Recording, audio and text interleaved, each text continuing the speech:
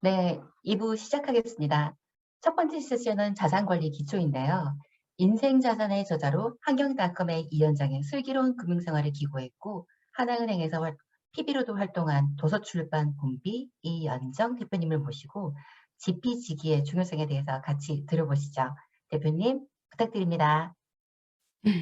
안녕하세요. 네, 방금 소개받은 이현정입니다.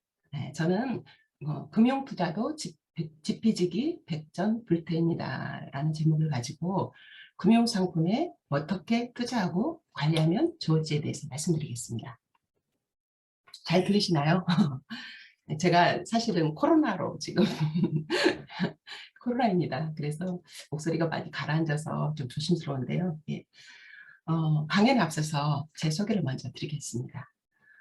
저는 그 상업학교를 나오고 서울신탁은행으로 입행을 했습니다. 네, 그리고 3년 전에 퇴직을 했고요. 제가 뭐 적극적으로 투자 의지를 가졌던 것도 아닌데 우연히 다가온 기회를 행운으로 알고 잡았다가 정말 30대 중반까지 어렵게 모두 날렸습니다. 사실 지금 생각해보니 지금 많이 그 영끌, 비투 이런 얘기 많이 하잖아요. 지금 생각해보니 제가 영끌, 비투 다 했더라고요. 덕분에 제가 얼마나 투자에 대해서 몰랐던가를 깨닫고 투자 관련 공부를 시작했고, 그리고 PB 본점에 오래 근무하다가 PB를 하게 되었습니다. 사실 PB로 근무한 기간은 많지 않아요. 제가 압구정에서 2년, 홍콩에서 2년, 아사 선천에서 2년 했습니다.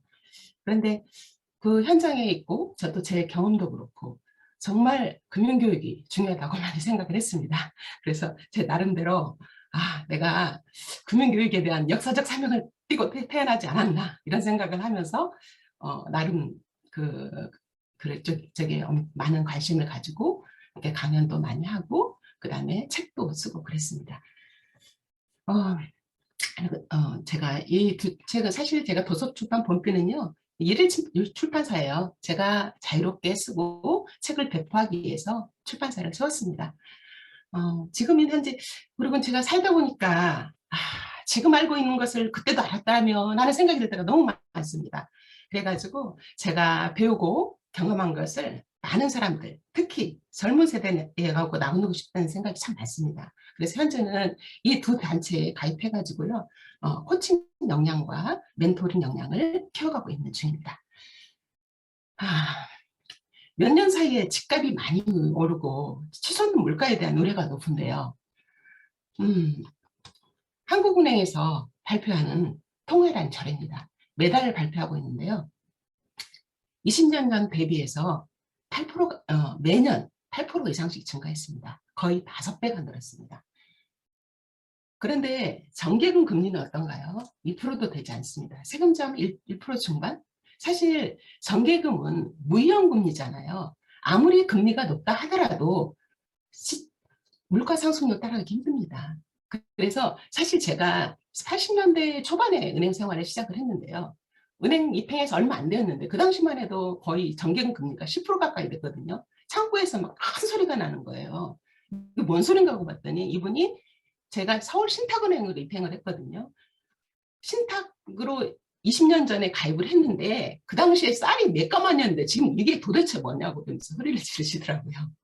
그래서 사실 우리가 살아가면서 투자는 필수입니다. 돈을 많이 가지고 계신다면. 근데 여태까지는 어떻게 투자했죠? 우리들이 많은 분들이 부동산은 불패해가지고 부동산에 많이 투자했습니다. 그렇지만 앞으로도 부동산이 좋을까요? 우리나라는 특히 금융에 대한 많은 오해가 많은 것 같습니다. 사실 금융 투자는 눈에 보이지 않습니다. 금융 상품이 눈에 보이지 않기 때문에 어렵고 굉장히 또 준비 없이 잘 모르고 투자했다가 정말 낭패를 보는 경우도 많습니다. 저도 그랬었고요. 네. 그런데 금융 투자 위험이 절대적인 건 아닙니다. 우리들이 생각했을 때 고수익을 추구하면 고위험이 당연히 고위험일 거라고 생각하는데 어떻게 하냐에 따라서 실제적인 위험은 적게 가져가면서 좋은 수익을 올릴 수가 있습니다. 위험을 알고 잘 관리하면 실제 위험은 낮추면서 좋은 수익을 올릴 수 있는 것입니다. 그런데 금융상품에 투자한다는 것은 금융시장에 발을 담그는 겁니다. 금융시장은 정말 아시다시피 돈을 벌 수 있는 기회가 널려 있습니다. 그런데 위험이 많습니다. 그래서 아마 TV 보신 분 기억하시는 분도 계실지 모르겠는데 금융위기 끝나고 금융위기 한창일 때 EBS에서 다큐멘터리를 했었어요. 그때 라구람 나자이라는 아주 유명한 경제학자가 나오셔서 그러더라고요. 준비 없이 섣불리 투자했다가는 손가락을 잘린 거라고 그렇게 이제 표현을 하셨는데 금융시장 자본주의 사회에서 그래서 금융시장은 자본주의 사회의 전쟁터로 비유합니다. 전쟁을 한다고 우리가 전쟁터에 뛰어든다고 하면 어떻게 되나요? 전략이 좋아야 되겠죠. 전략하면 뭐가 떠오르나요? 누구나 선제병법 떠오르는 것입니다. 예. 지피, 직이, 백전, 불태. 전쟁을 함에 있어서 상대편과 나에 대해 충분히 파악하고 승산이 있을 때 싸움에 임하면 이태롭지 않다는 의미죠. 이거를 금융투자에 그대로 적용을 한다면 GP, 금융시장, 금융회사, 금융투자상품에 대해서 충분히 이해하고 나의 투자 능력을 맞게 투자를 실행하면 위험하지 않다. 이렇게 말씀드릴 수가 있겠습니다. 그러면 GP, 금융시장, 금융회사, 금융투자상품에 대해서 먼저 살펴보겠습니다.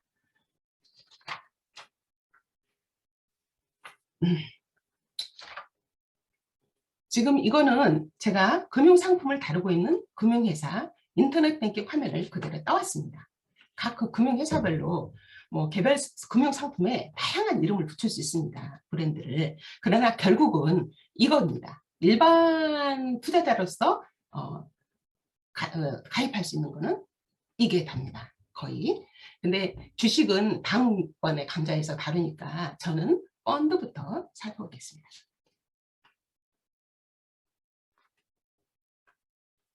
펀드. 단어 그 뜻 그대로 해석하면 특정 목적을 위한 기금, 자금입니다. 판매회사가 투자자, 우리들로부터 자금을 모아서 자산운용사, 전문 투자가에게 맡기는 겁니다. 자금 관리는 따로 하고요. 그래서 투자자 입장에서 보면 펀드 투자는 내 돈을 투자 전문가가 어떤 식으로 해줄 것을 확인한 후 믿고 맡기는 겁니다. 그런데 그러면 아무렇게나 맡기면 되겠나요? 아니죠. 그렇기 때문에 투자 자금을 전문적으로 운영한 것이 실력 있는 믿을 만한 운용사인지, 그리고 돈은 어떤 방식으로 투자하는지 확인해야 합니다. 그리고 수수료도 확인해야 되고요. 변동성이 얼마나 큰지도 확인해야 됩니다. 펀드는 공모펀드와 사모펀드로 구분될 수 있습니다. 옷으로 비유하면 공모펀드는 기성복이고 사모펀드는 맞춤복입니다. 따라서 일반 투자자들은 자료가 공개되어 있고 누구나 가입 가능한 공모펀드를 주로 가입하게 됩니다. 펀드를 판매하는 은행이나 증권회사, 인터넷 뱅킹에 들어가면 수많은 펀드를 보실 수 있는데요. 이렇게 모든 정보를 확인할 수 있습니다. 어느 자산운용에서 운용하는지, 얼마나 되는지, 규모는 도대체 이 펀드를 이건 또 이렇게 등급을 매겨놨어요. 펀드 평가사에서 이렇게 잘 운용하기 별 5개 좋은 거거든요. 그죠? 그 다음에 수익률 기준 그 가격은 어떤 얼마나 변동성이 큰지, 도대체 어디 들어가 있는지 이런 게 다 있습니다. 그런데 우리가 책을 사거나 영화를 볼 때 베스트셀러에 끌리듯이 가입 시점에서 가장 많이 팔리고 있는 거, 특히 책은 수익률이 높은 것을 고민 없이 선택하기 쉽습니다. 하지만 높은 수익률이 계속 유지되면 좋은데 그렇지 않은 경우가 많습니다. 판매사들도 대부분 이런 좋은 베스트셀러 펀드를 이렇게 간판처럼 배치해 놓고 있어요. 근데 산이 높으면 골도 깊을 수 있는 겁니다. 특히 우리나라에서는 펀드에 대한 매우 부정적인 인식이 많은데요. 이런 이유들이 많다고 생각을 합니다. 드라마에서조차 펀드 투자는 매우 좋지 않은 것으로 이렇게 그려질 때가 많은데 저는 참 안타깝더라고요. 주요 기금, 즉 펀드 운용 현황입니다. 국민연금도 일종의 펀드예요. 2021년 11월 말 기준 국내의 주식이 44%, 국내의 채권의 44%, 대체 투자 11%, 99.8%를 금융자산에 투자하고 있습니다. 작년 실적은 아직 확정치가 안 나오는데 8.19%라고 그러더라고요. 근데 2020년 말 기준 33년간 연평균 6.27%를 올렸습니다. 그리고 연금 덕분에 전 국민이 노후 걱정할 필요가 없다는 노르웨이 국민연금 8.27%입니다. 그다음에 이거는요, 우리가 너무나 잘 알고 있는 너무나 유명한 워렌 버핏의 펀드입니다. 만약에 이 펀드 연평균 작년 실적은 아직 확정치가 안 나왔고요. 아직 발표 안 됐고요. 2020년 말 기준으로 연평균 수익률 20%예요. 만약에 이 펀드에 매월 이렇게 납입을 했다면 원금 7,200만 원 해가지고요. 이렇게 엄청난 금액이 나오더라고요. 재무계산기로 제가 두드려 봤거든요. 이렇게 나오는 거예요. 그런데 이 워렌 버핏의 펀드가 항상 잘했을까요? 56년 역사 동안에 19년 동안은요, 시장 수익률보다 못했습니다. 그리고 한때는 초창기에는요, 자산이 반토막 난 적도 있었습니다. 예. 그리고 시장이 20% 올랐는데 펀드는 마이너스 20% 손실을 내가지고요, 40% 수익률이 차이 난 적도 있었습니다. 그리고 펀드 I는 많이 들어보셨을 거예요. 이게 뉴스에도 나왔었거든요. 줄 서서 가입했습니다. 세계에 돈 되는 곳은 다 투자한다고 해가지고요. 한때 정말 고전했던 펀드입니다. 어떤 분들은 이거 시건방 펀드라고도 했는데요. 그래도 1월 말 기준 5.23%입니다. 물론 비교 지수보다는 못했네요. 예. 펀드 D는요. 이게 우리 펀드 초창기에, 우리나라 펀드 역사가 오래되지 않았습니다. 초창기에 설정된 국내 주식형이에요. 일반 주식형인데 이 펀드도 한참 고전했습니다. 2008년, 제가 기억하기 2009년, 제가 이제 PB를 2009년부터 했는데 그때 굉장히 안 좋았었거든요. 근데 연평균 올해 1월 말 기준 12.62%입니다. 예.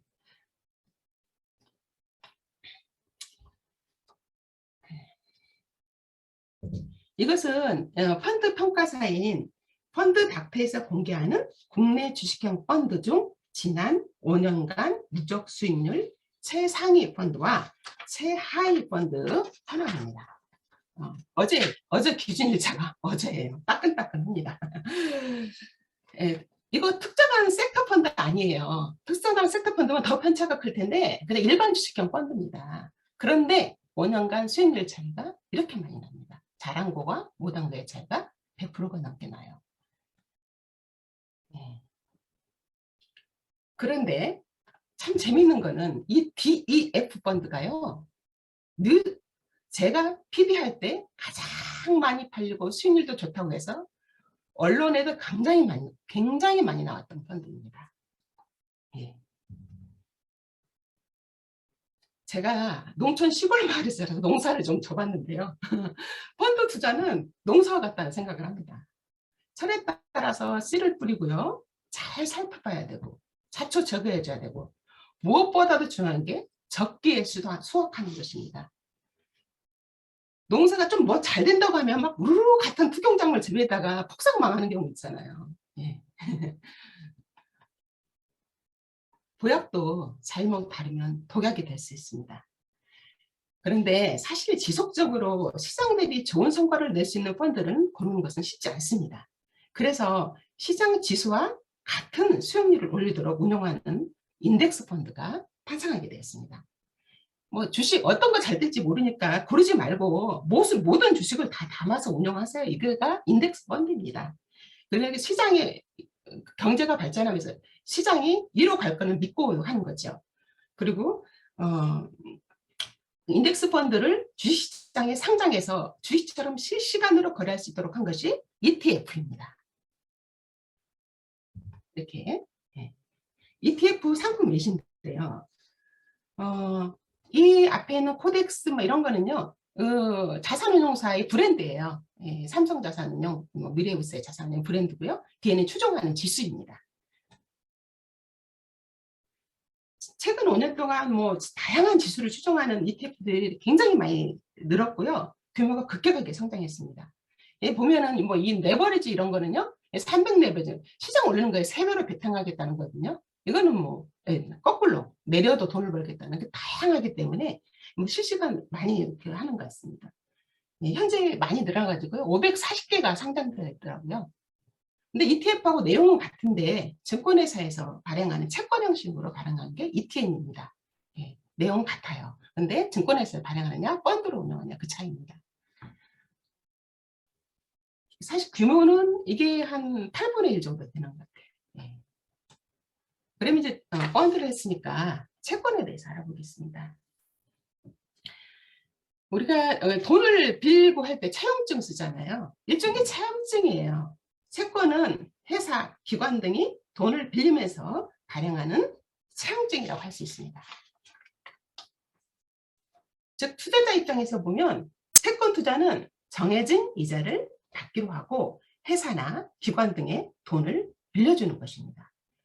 따라서 투자자가 체크해야 될 것은 이자와 원금을 잘 회수할 수 있을지 그 여부일 것입니다. 다행히 신용평가 회사라는 곳이 있어서 채권 발행하는 기관의 신용상태, 즉 부채 상황 능력을 평가해서 A, B, C, D 등급으로 표시해 줍니다. 근데 우리가 고기 등급 있잖아요. 고기 등급이 있는데 고기도 등급으로 표시해 주지 않습니까? 그러면 등급 보고 많이 하는데요.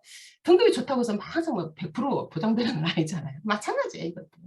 근데 등급 보고 이렇게 하죠. 네. 그래서 등급이 안 좋은데 이건 절대 부도날이 었습니다. 그래가지고 가입해가지고 낭패 보는 경우도 뭐 뉴스에 나오고 하지 않습니까? 예. 근데 채권은 금리하고 가격은 금리하고 반대로 움직입니다. 정기금하고 채권하고 뭐 정해진 이자를 받는다는 거는 똑같아요. 근데 정기금은 내가 만기까지 가기 전에 돈이 필요하다고 하면 은행에 가서 중도해지를 할 수가 있잖아요. 근데 채권은 내가 돈을 빌려줬지만 내 돈 주세요 하면 주나요? 안 줍니다. 그렇기 때문에 시장에서 팔아야 되는데요. 그 팔 때 그 가격이 이제 달라진다는 겁니다. 시중 금리에 따라서. 만약 내가 채권에 투자할 때 연 2%, 5% 이자율을 받기로 했는데 시중 금리가 올라서 같은 기관이 같은 조건으로 자금을 빌리려면 연 7%를 이자를 줘야 되는 상황이라면 내가 가진 채권 누가 사겠어요? 가격을 내려야 사죠. 그죠? 예, 만약에 시중 이자율이 내려가면 반대가 발생하는 거고요. 그래서 가끔 국공채 펀드 투자해놓고 내 국공채인데 마이너스지? 막 이럴 때 이런 분이 계셔요. 복종채, 채권 펀드도 어떻게 마이너스가 나는 거야? 뭐 그런 분 계시는데 이런 원리 때문에 그런 현상이 많이 발생합니다. 예, 채권 그렇고요. 그다음에 구조화 상품입니다. 구조화, 말 그대로 파생 상품 등을 이용해서 수익 구조를 짠 상품입니다. 예, 많은 종류가 있지만 결국은 이렇게 ELS, ELT, 뭐 DLS 이런 것들이 있는데요. 이 앞에 있는 거는 연계된 자산을 뜻하는 거예요. 이는 주식, 에코티. 그다음에 이거는 파생상품 연계, 뭐 금, 은, 뭐 이런 거죠.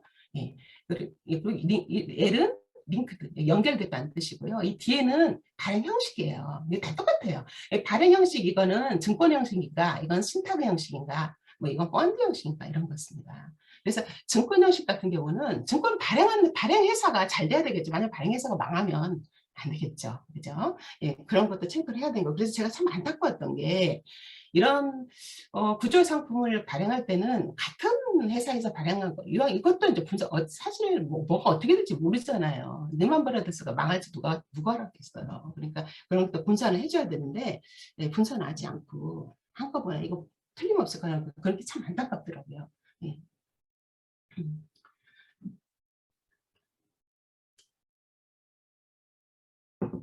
네, 그 다음에는 랩입니다. 랩하면 싸다, 포장하다 이런 의미잖아요. 예, 보따리를 돈보따리를 싹 싸가지고 증권회사 직원한테 딱 맡기면서 알아서 해줘 이런 그런 의미입니다. 예.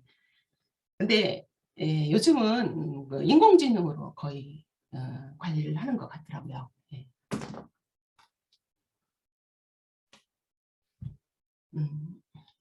이거는 제가 지금 아까 코로나 걸렸다고 그랬잖아요. 며칠 전에. 그 종합감기약입니다. 약사가 종합감기 할 때 그 주의사항 알려주던가요? 안 알려주잖아요. 스스로 알아서 체크하잖아요. 금융투자 상품도 위험을 알아야 본인이 위험을 스스로 체크해야 체크하고 이해할 수 있어야 관리할 수 있지 않을까요? 그런데 현실은 어떤가요?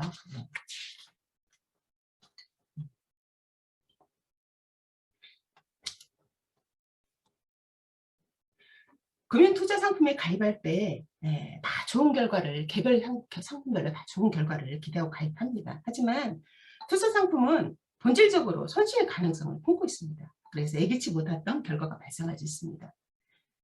따라서 일반 투자자로서 위험을 관리하는 가장 기본적인 방법이 계란을 한 바구니에 담지 말라는 말도 있듯이 특정 상품의 손실이 전체 자산에 큰 영향을 미치지 않도록 골고루 투자하는 것입니다.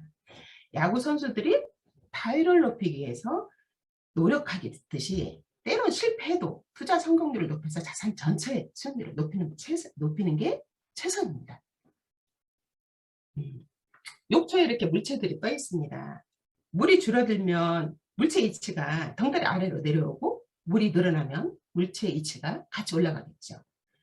이처럼 개별 금융상품의 수익률이 금융시장 상황과 같이 가는 경우가 많습니다. 시장 상황이 나빠서 함께 수익률이 내려간 경우에는 시장이 회복되기를 기다려야 하는데 투자 경험이 적은 개인 투자자일수록 기다리지 못하고 성급하게 처분합니다. 예.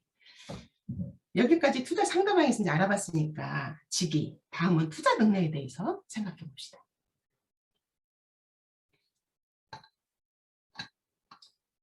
돈을 투자하기 전에는 시간을 먼저 투자해야 됩니다.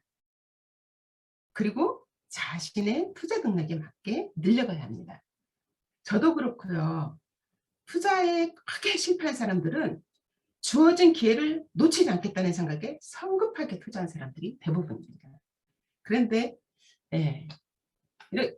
적극적 자산 배분, 적극적 증권 선택 이거 어떤 사람들이 할 것 같아요? 통계에 의하면 초보자일수록 이쪽 성향이 강하다고 합니다. 사실 저 또한 금융회사에서 근무하면서 모르면 더 대담한 경우를 참 많이 봤습니다. 그럼 투자 능력, 금융지성 어떻게 키울 수가 있을까요? 우리가 글을 잘 쓰려면 많이 읽고 많이 쓰고 많이 생각하라고 합니다. 투자 능력을 키우려면 이걸 금융지성, 투자 능력을 높이는 비결에 적용한다면 어떻게 해야 될까요? 투자 지식을 쌓고 투자를 실제로 많이 해보고 많이 생각하며 통찰력을 키우는 것이 할 수 있겠습니다. 하지만 글쓰기 능력에도 재능에 따라 다르듯이 같은 노력을 해도 투자 능력 또한 차이날 수밖에 없습니다. 그러면 일단 투자 지식을 어떻게 쌓을 수 있을까요? 사실 일반인으로서 따로 공부를 한다는 건 쉽지 않은 일입니다. 그런데 일반 금융투자상, 주식이 아닌 일반 금융투자 상품의 내용들은요. 전자제품 사용 설명서를 보듯이 인터넷 뱅킹에 나와 있는 상품의 상세 설명만 봐도 대부분 파악할 수 있습니다. 그리고 투자에 대해서 좀 더 폭넓은 이해를 하고자 한다면 수많은 투자 관련 자료들을 이제 봐야 될 텐데요. 뭐 이렇게 우리 공부를 한다고 하면 기본서, 심화학습서, 고시, 합격, 수기 같은 성공담을 담은 서적, 특정 주제만을 재밌게 풀어쓴 책, 다양한 유튜브까지 참 많습니다. 그런데 기본서로서 기초를 다지고자 한다면 저는 개인적으로 금융뿐만 아니라 부동산, 세금, 투자에 대한 전반을 다루고 있으면서 일반인이 읽기에 크게 어렵지 않은 은행 FQ, 파이낸셜 플래너 교재를 이제 개인적으로 추천을 많이 드리고 있습니다. 그러면 이제 투자 이행에 관해서는 조언을 제가 하는 것보다는 금융의 대가가 하는 게 나을 것 같습니다. 네. 첫 번째, 절대 잃지 말아라. 금융 투자를 하면서 절대 잃지 않는 투자를 한다는 것은 사실상 불가능합니다. 그래서 따라서 이 원칙은 큰 손실이 발생할 경우에 회복하는 것이 매우 어려우니까 이용 관리의 중요성을 강조한 것으로 볼 수 있습니다. 제가 이제 현장에 있으면서 예전에 PP할 때 보면 잘 모르고 그냥 엉겁기를 투자했다가 손실률 20% 정도 나면 나 무서워 정말 이제 나 정기금만 할 거야 이렇게 돌아서 하시는 분들이 계세요. 근데 참 안타까운 게 이제 거기서 내가 왜 잘못해서 그렇게 해가지고 공부를 하고 좀 투자금을 이렇게 키워가는 게 아니라 그런 게 있는데 그렇게 해서 하면 정기금을 회복하려면 13년 걸립니다. 원금 회복하는데도 1.75 뭐 이렇게 이자 떼고 이렇게 한다 하더라고요. 세금 떼고 한다 하더라고요. 어마어마하죠. 예, 두 번째, 투자 의사 결정은 스스로 하라. 사실 금융투자 상품은 자발적으로 가입하는 경우가 드뭅니다. 예, 금융회사 직원의 권유에 의해서 가입하게 되는 경우가 대부분입니다. 예, 근데 그리고 이제 금융회사 직원과 신뢰관계가 있기 때문에 다른 상품에 대해서 의사결정도 굉장히 빠른 것 같아요. 그런데 금융상품은 요즘 뭐 다른 상품들은 반품이 잘 되잖아요. 그런데 금융상품은 반품도 안 됩니다. 예. 그리고 금전적인 손익과 연결되기 때문에 본인이 직접 자료를 충분히 검토하고 결정할 수 있어야 합니다. 그래야 관리도 가능합니다. 셋째, 이해가 가능한 것에 투자하라.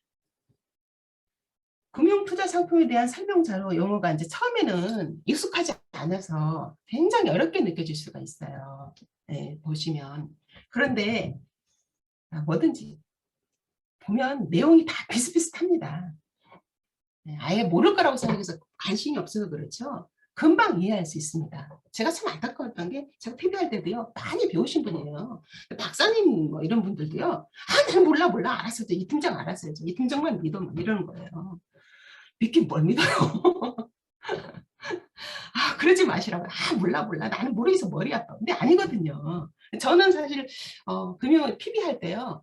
가장 우리 CFA 협회에서도 강조하는 게 뭐냐면 투자 능력에 맞게 투자라는 거예요. 돈이 많아도 투자 실력이 없으면 투자하면 안 되는 거고 이렇게 투자 교육을 많이 하도록 권장을 합니다. 그래서 투자 능력에 맞게 투자하는 걸 굉장히 강조했기 때문에 제가 PB하면서 가장 많이 했던 게 이 교육이었었어요. 손님들하고 같이 했죠. 네. 그 사람에 맞게 많이 했습니다. 그런데 많이 알아도 가장 중요한 것이 기본을 지키는 것입니다. 저는 그 금융투자상품 관련해서 참 안 좋은 뉴스가 나올 때마다 너무너무 안타까운 게 계란을 한 바구니에 담지 말라는 말만 지켰어도 저 어려움을 극복할 수 있지 않나 해서 참 너무 안타깝습니다. 예. 그 다음에는 이제 네 번째, 시장의 흐름에 일비하지 마라. 사실 이제 이 자료는 2011년에 제가 이제 따온 자료예요. 그 이후에는 그 이후에도 이제 많은 위기가 있었죠. 예. 금융시장은 이렇게 수많은 위기를 극복하며 성장해 왔습니다. 금융시장의 붕괴는 경제 시스템 전체가 붕괴되는 걸 의미해요. 그렇기 때문에 어떻게든 살려냅니다. 금융시장을 살려냅니다. 그래서 자신의 투자 능력에 맞게 투자했다면 시장이 좋아질 때까지 어려운 상황을 견딜 수도 있을 겁니다. 그런데 그렇지 않으니까 두려운 거예요. 이게 만약에 이 본질을 알고 투자를 했으면 견딜 수 있고 이러는데 확신이 없으니까 시장이 조금만 들려도 굉장히 불안감을 느껴서 뭐 성급하게 처분하고 이렇습니다. 그래서 원래 개인 투자자의 가장 큰 리스크가 디시전 리스크라고 성급하게 처분하는 그런 위험입니다. 이제 이제 지금까지 제가 드리고 싶은 말씀은 이제 거의 다 드렸는데요. 근데 마지막으로